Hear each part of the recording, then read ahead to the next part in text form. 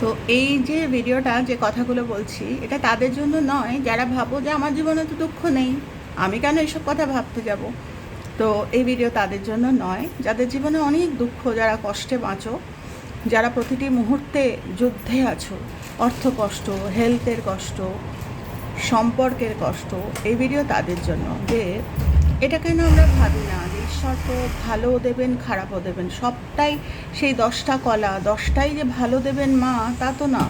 একদিন হয়তো দাগওয়ালা বা একটু পচা, আমি কি আগের দিনে এগুলো ভুলে যাব যে আমাকে তো মা ভালো কলাও দিয়েছিলেন।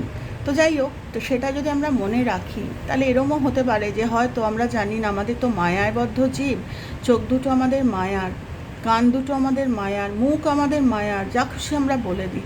এটা কেন ভাবতে পারবো না আমরা যে মা যদি আমাকে 20টা কষ্ট সামনে রেখে থাকেন, কেন আমরা ভাববো না যে 20টা কষ্ট বেশ, চলো চলো তাড়াতাড়ি আমরা কাটিয়ে ফেলি 20টা কষ্ট। কেন 20টা কষ্ট যেই আমরা হাসি মুখে কাটাবো, 21টার সময় কিন্তু আমার আনন্দ আসবে।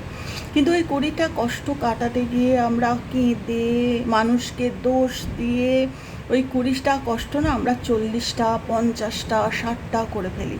কেননা যেটা কাটানো সেটা কাটাতেই হবে। যদি আদৌ আমরা জানি না 20টা আছে না 25টা আছে, যে কটা কষ্ট আমাদের জীবনে আছে, চলো না আমরা মানুষের কথা ভেবে ফোকাস চেঞ্জ করে আমরা কাটাই। ওই কষ্টটা কিন্তু পটাপট আমরা কাটিয়ে ফেলতে পারবো, তাহলেই আমাদের সময় আসবে ভালো। কিন্তু ভালোর সময় আমরা সব দারুণ, ঈশ্বরকে থ্যাংক ইউ। কিন্তু যখন মা আমাদের পচা কলা দিচ্ছেন তখন কিন্তু আমরা সমস্ত ভুলে গিয়ে তখন ইভেন আমরা ঈশ্বরের সাথেও ঝগড়া করে ফেলি।